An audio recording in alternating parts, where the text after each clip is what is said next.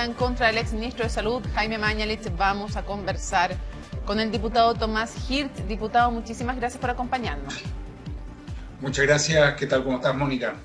Me gustaría que nos explicara en términos muy concretos, primero, si nos puede resumir el fundamento legal de la acusación y después que hablemos de qué hechos son, qué acciones o bien qué omisiones son las que a su juicio y a juicio de los firmantes de esta acusación respaldan que esos hechos u omisiones han vulnerado esos principios que primero me gustaría que nos resumiera.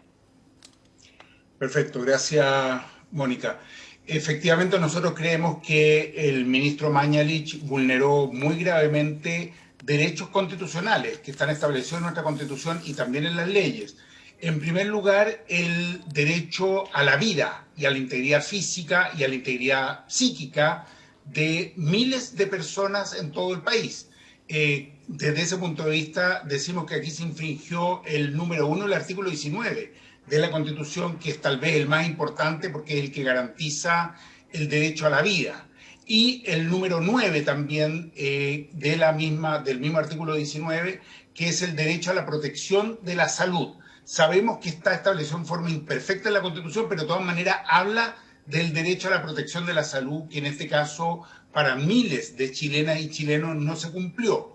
Por otra parte, Chile ha firmado la Convención Americana sobre Derechos Humanos y ello en relación al artículo quinto de esa convención, que ha sido ratificada por Chile y que es parte, por lo tanto, de nuestra legislación y del texto constitucional nuestro, que garantiza que el Estado debe cubrir estos derechos. Eso en torno al primer capítulo.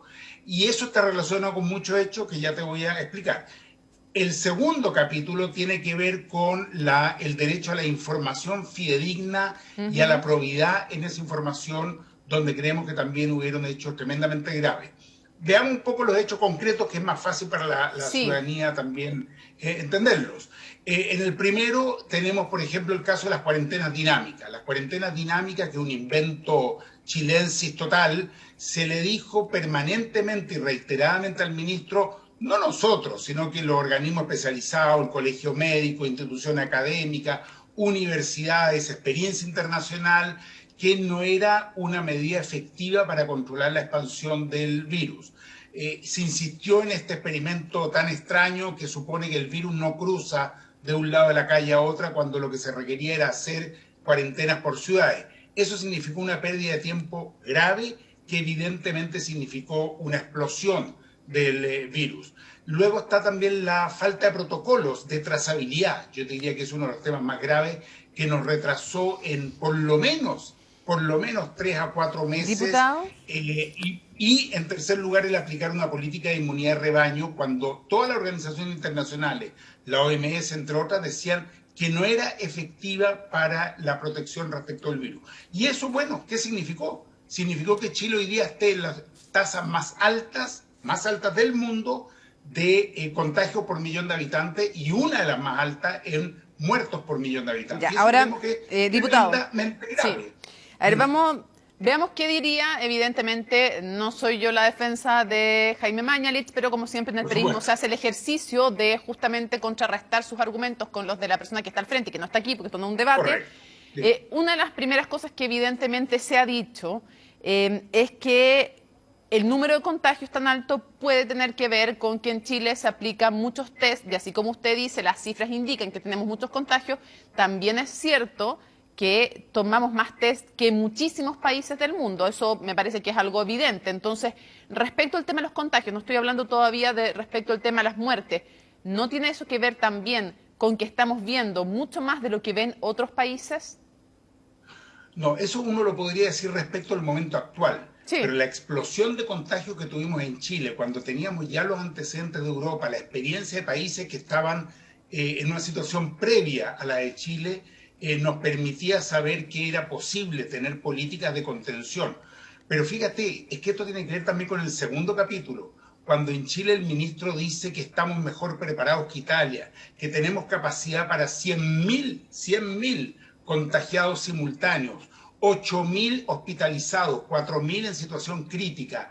O sea, una desinformación brutal que obviamente generó confusión. Pero, diputado, Esto va asociado... Sí, es que usted no Dime. reconoce por lo menos que la cantidad de ventiladores que se compraron, la planificación respecto también de camas críticas, que es algo que incluso en sectores opositores y en los mismos sectores, usted cita el colegio médico para algunas cosas. Bueno, el propio colegio médico, a través de su presidenta, ha sostenido, y otros dirigentes, que una de las cosas que hay que reconocerle al gobierno es que la gestión respecto de camas críticas y de ventiladores fue una buena gestión, y una gestión que si no se hace a tiempo, digamos, si no se hace con previsión, no funciona, porque no es que uno pueda encontrar ventiladores y camas, armarlas en 2 segundos con el personal además necesario. ¿Usted reconoce esa parte al gobierno?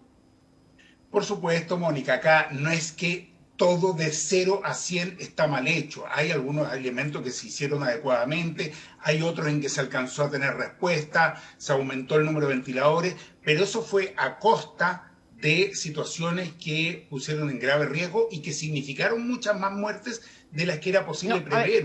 Perdón, diputado, no quiero malinterpretarlo, no quiero malinterpretarlo y que después quede como usted diga, no, yo no quise decir eso y eso se entendió.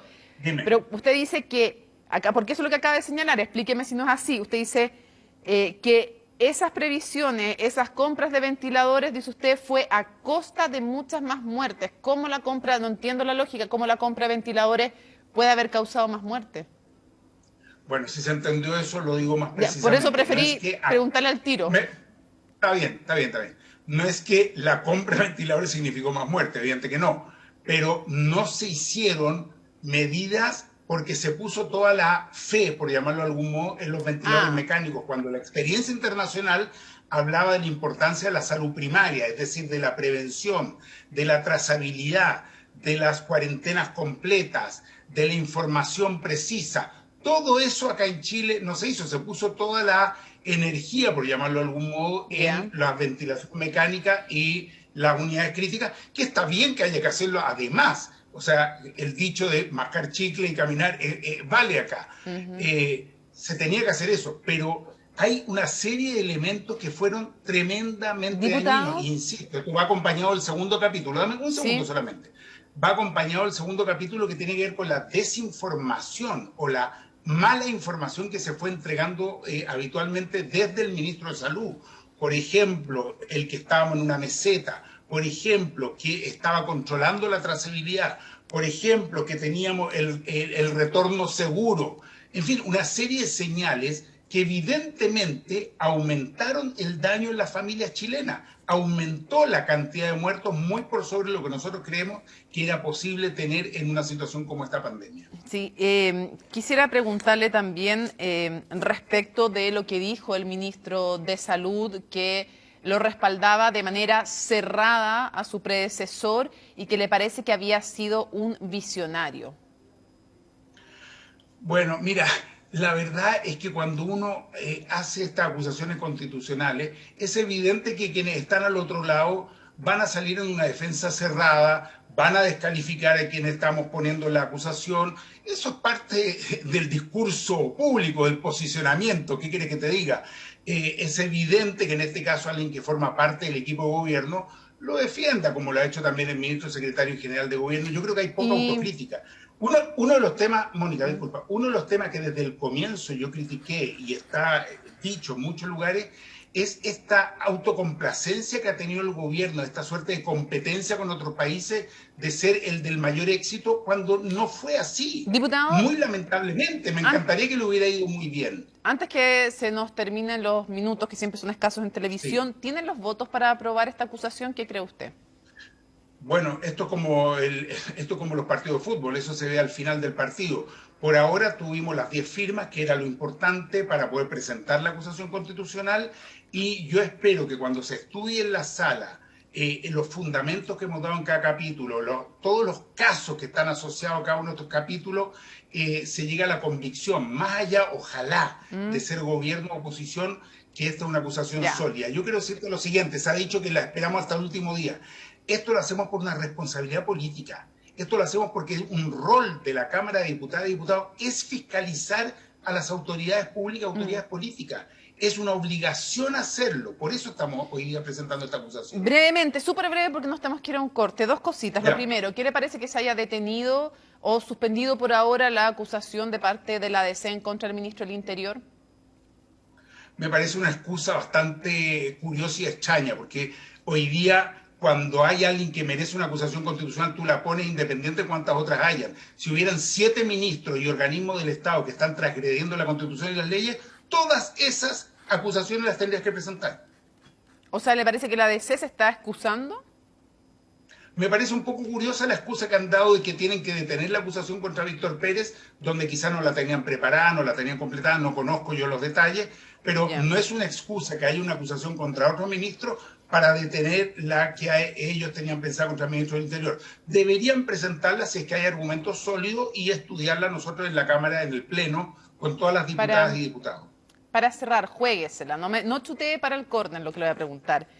Entre Jadwe y Beatriz Sánchez, ¿por quién vota?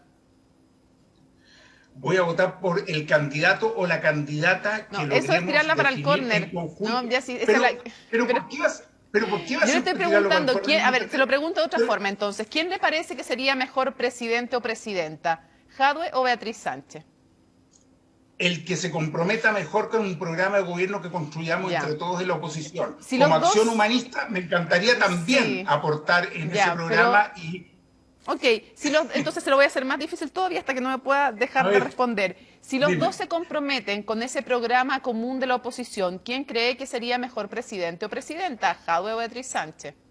haría una consulta interna en acción humanista para definir quién es nuestro candidato o Y el candidata. No te voy a dar un ciudadano nombre ahora Hirsch. porque no lo hemos definido. ¿Y el ciudadano Hirsch qué piensa respecto a las cualidades particulares de cada uno de ellos? ¿Cuál cree que sería mejor presidente o presidenta comprometiéndose ambos con un programa común? Creo que ambos pueden ser muy buenos Oh. presidentes o presidentas. Ya. Yo hoy día no pertenezco a ninguna coalición, Y- ni al Frente Amplio, Sí, lo sé.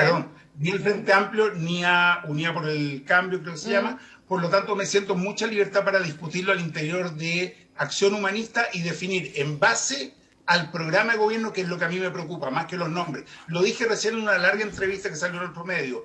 Creo que hoy día no es el momento para estar levantando está bien. nombres, sino para Pero- definir programas. Y cuando usted dijo Programas. que le daba como pudor que hubiera gente que se estuviera autoproclamando, ¿en quién estaba pensando? ¿Quién le dio He pudor? visto a varios, fíjate, he ¿Quién? visto a varios ahí. ¿Quién? Ese día, ¿a quién vi ese día? Algunos, no sé si fue Aldo Muñoz, no sé quién fue, pero cada Ya. día he visto a algún otro que dice, yo estoy listo para ser candidato, disponible. Me preguntaron si yo me proclamaba como candidato y yo dije, mire, ¿cómo hacer uno mismo el que se Ya, andar ok. autoproclamando? Para Me parece cerrar, poco ¿me puede estético. decir a Eso es quién lo se que- siente hoy día más cercano ideológicamente? ¿Se siente usted más cercano al alcalde Jadwe o a Beatriz Sánchez? No, si me estás tratando de poner ¿No? en una Ya, dialéctica ya le que para saqué mí el no tema, es tal. Porque ya lo saqué del tema presidencial. Le pregunto ideológicamente a quién está más cercano. yo me sentí muy identificado por la candidatura de Beatriz Sánchez y yo fui candidato en conjunto con el Partido Comunista en los Juntos Podemos y trabajamos maravillosamente bien. Por lo tanto, no Ya. tendría problema con uno o con otro en la medida que concordemos un programa de transformaciones estructurales de fondo para Chile. El que esté por recuperar el agua, el Ya. mar, el Dedíquese a cobre, la diplomacia, nuestros señor recursos Hitch. naturales, va a contar con nuestro apoyo. Ya, puede o dedicarse a chutear corner o también puede dedicarse a diplomacia, le iría estupendo. Muchas gracias. Ya lo fui en su momento. Que le vaya muy bien, que esté muy bien. Hasta Gracias luego. igualmente. Que te